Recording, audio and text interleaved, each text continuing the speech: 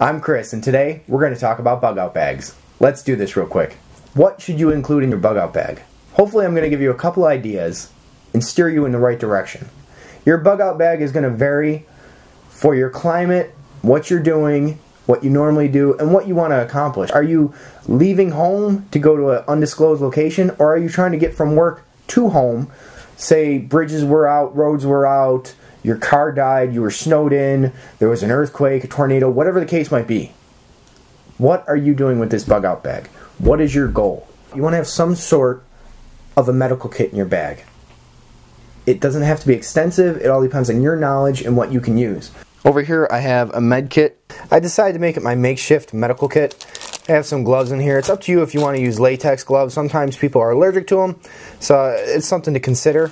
I have some medical tape, hand warmers, sponges, cotton, another fire kit, a few different thermometers, a thermometer that you put on your forehead, a glow stick, a couple flashlights in here, a couple little knives, Vaseline, Neosporin, Band-Aids, more matches, steri strips, a couple different things in here. Now this kit is just another medical kit. I made it the same for all my bug out bags.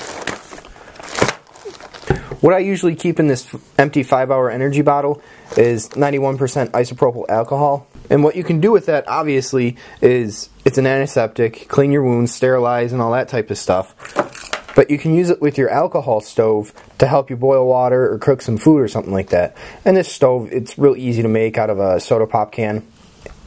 In here I have a tampon, some Pepto-Bismol, salt, sanitizing wipes. The tampon I think is good for puncture wounds. It would be real easy to stick into a puncture wound and hopefully help get everything clotted up. And also it's another form of cotton. Some sanitizer, chapstick, the free dental floss you get when you go to the dentist. I had these fever patches. You could use it like an ice pack if you needed. If you have kids, it might be a good thing to have on you, just because you don't want a kid getting a high fever. Just some more Band-Aids and such. I found this at a Dollar General or something like that, I forget. It's just a pain relief patch with capsaicin. Capsaicin is normally found in spicy foods, spicy peppers. And if you eat spicy peppers at all, you know that the more you eat, the more you can tolerate.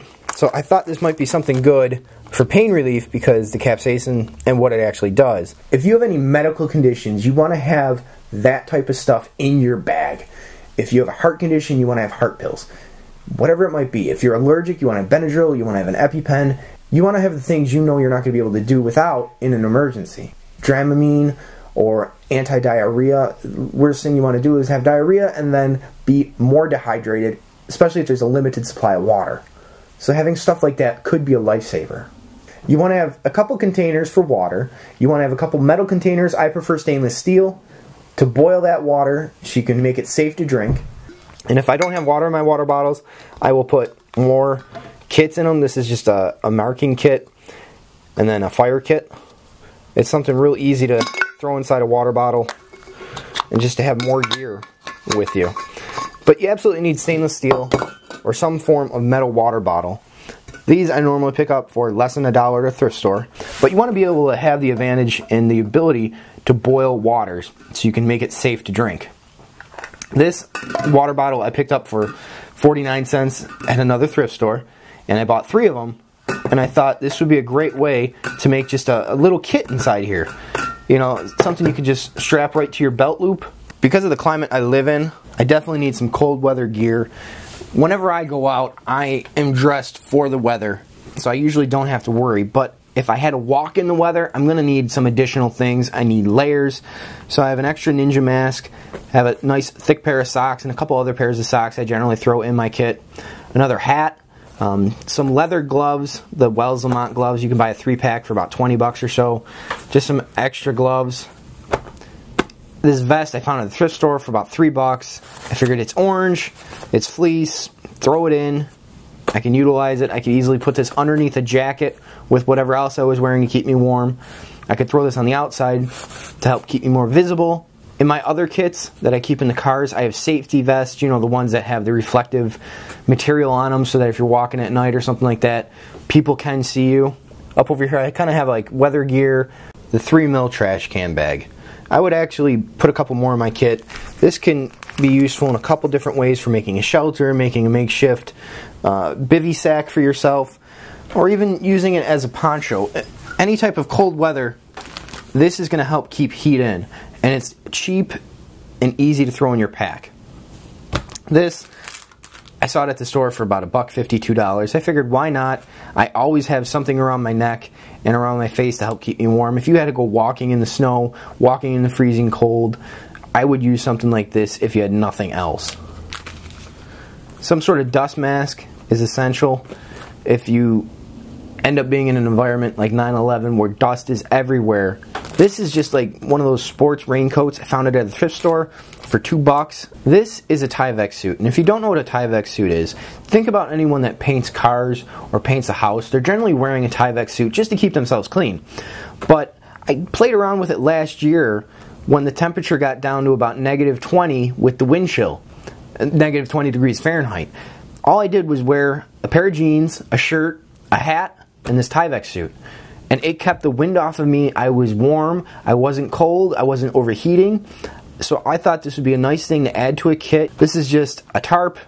Buy them for $1. You could buy a bigger tarp if you need. I also have a hammock. Bought that for, I don't know, $19. I thought I'd play around with it, you know, see if it's any good. And this tube I have in my kit for a couple different reasons. If I needed to drink water, you know, fresh rainwater out of some sort of a puddle or something like that, or wherever it might have collected, I can utilize this. And I also use this to help me start a fire or keep a fire going when you're starting the fire. You know, just blow into the straw. You don't have to get right down on the ground to blow into the fire. You can keep your face out of the smoke a little bit, just to get some oxygen into the fire. And I'm sure there's a couple more uses that I'm not thinking of for this as well. And then over here, these ponchos, about 50 cents each. Something easy and cheap to throw in your kit just to help keep the weather off of you. The Mylar blankets, I think they're $1.50 or so. You can buy a couple of them, throw in your kits. It's something additional to keep you warm. Just a glow stick in case your flashlights fail. Sunscreen, some type of paracord, whether you want to make it into a belt or just have the paracord loose. This is actually a quick release belt. Pulls right apart, no unwinding or anything like that. I thought it was pretty cool, pretty fun to make. I have this Murray's beeswax. I think it's a hair care product. Definitely flammable. I have some plastic sheeting you can use for a couple different things, for a solar still, to keep the rain off of you, for rain collection. Duct tape. Sponges I keep in the pack for a couple different reasons. Mainly to collect dew off of leaves and such like that. You could soak water up from a puddle. The canvas bag, I generally keep another pair of gloves in here. And I like to throw this in my pack just so that I can take it out, hook it to my belt or carry it with me, throw it in my pocket, and collect dry tinder. It's just another bag, and yeah, you can use the Ziploc bags and such like that, but it's just another bag to carry more stuff, more things you scavenge along the way. This is just, I think they call it a potting mat, like if you're planting flowers or something in a flower pot. It's just a big mat. It's a little heavy duty. You can use it to kneel on, sit on, lay on. You can fold up the sides on it and make like a little container to collect water if you needed. Or my main purpose, I was thinking, when you're making shavings off of a stick, it's going to collect all those little shavings of wood, and then I can use that for my fire. I'm not picking it off the ground, they're not getting wet. It's just something to keep everything nice and neat. A couple of knives. So I like to keep a couple different knives in my pack, along with other little pocket knives and such like that. But definitely some sort of full tang if you can. This isn't full tang, but they're just a couple more knives, and I've been really impressed with them. They have a nice edge on them, a nice feel to them. They're inexpensive, and I've beat on them, and they've served me well thus far. I have just a couple mirrors I found for free. That's a sewing kit. I figured why not throw it in there. A couple different flashlights, headlamp, some sort of a compass. You can buy a better compass if you want, but you need to know how to use it. You need to know how to read your map and use the compass accordingly. Otherwise, what's the point? You do want to have a couple different maps for your area in your bug out bag.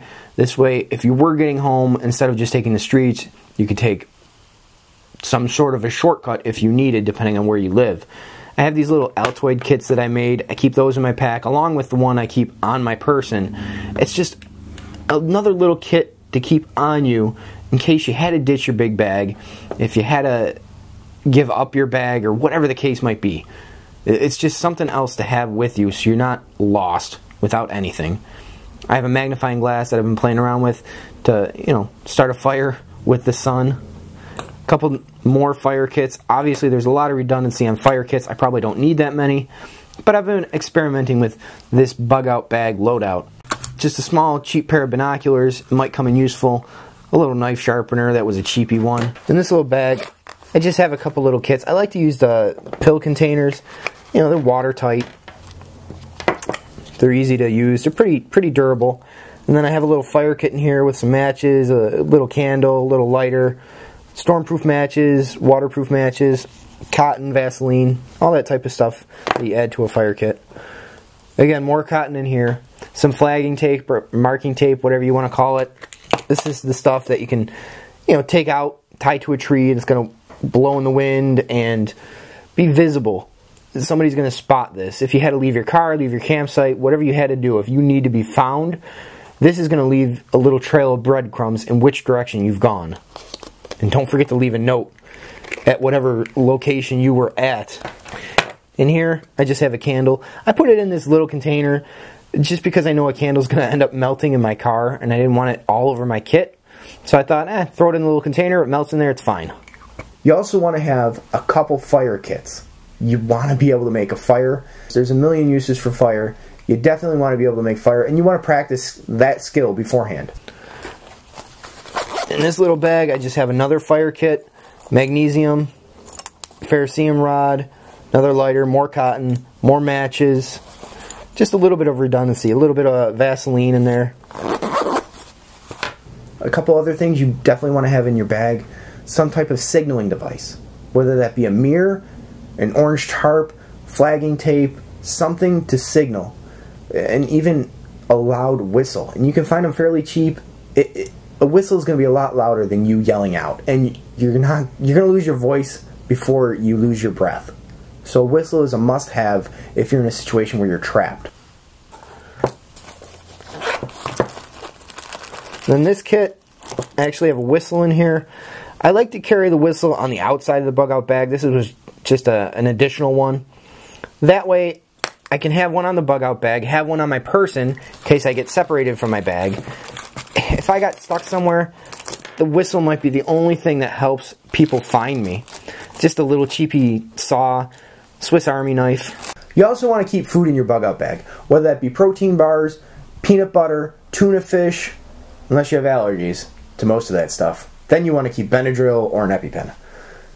But you want to have food in your bug-out bag, and it could be dehydrated food, something that's going to be a long-term storage item in your bag, and you want to update that stuff so it doesn't go bad, so you always have something with you. When you're putting your bug-out bag together, you want to think about redundancy. You want to have multiple items. If you lose something, if something breaks, you have a backup, and you might even have a backup to that backup. One thing I like to do with my bug-out bags, I like to keep one in each car, but I pack those bags the same. This way I know what's in those bags. So I'll have another bag that I keep in my house that I can take with me in the car, plus the bag that's in the car. So that means I got a bag on my back, my wife has a bag on her back, and my son might have a little bag with wool blankets and such like that on his back. You might as well utilize the people you have with you, have additional items. This way you're going to have enough stuff. You want to think about protection with your bug-out bag. And that's going to be kind of determined with the laws for your state. I can't go around carrying a firearm everywhere I go. And I encourage you, if you saw anything in my bug-out bag that you liked, leave a comment below, give me a thumbs up, definitely subscribe. If you saw something in my bag that was lacking, I want to hear your comment. I want to hear your ideas. I want to know how I can improve my bag. You might have knowledge of something that I'm unaware of that would be a godsend to have in my bag. So definitely, let's get this ball rolling and get some comments going.